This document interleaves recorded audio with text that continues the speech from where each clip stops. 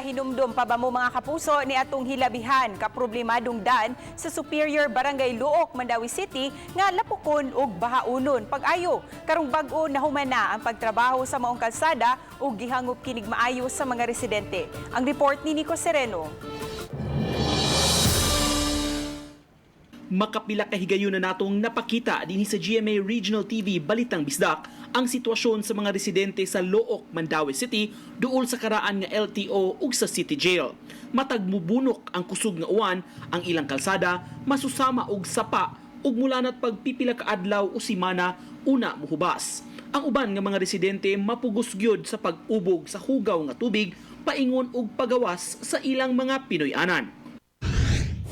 Ug human sa pipila ka buwan nga pagpatrabaho, kini na karon ang itsura sa Sitio Superior, Luok.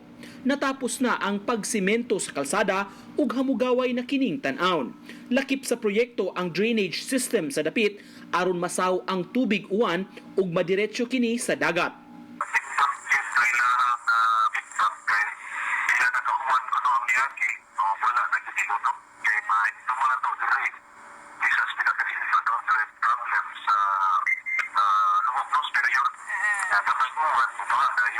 Ang pagtrabaho sa maungdan ug kasikbit nga mga agianan sama sa kalsada tapad sa City Hospital gipunduhan sa syudad. Matud ni Ibanez, mamahimo pa kini nga magamit karon isip alternatibo nga agianan sa mga mupaingon sa Lapu-Lapu.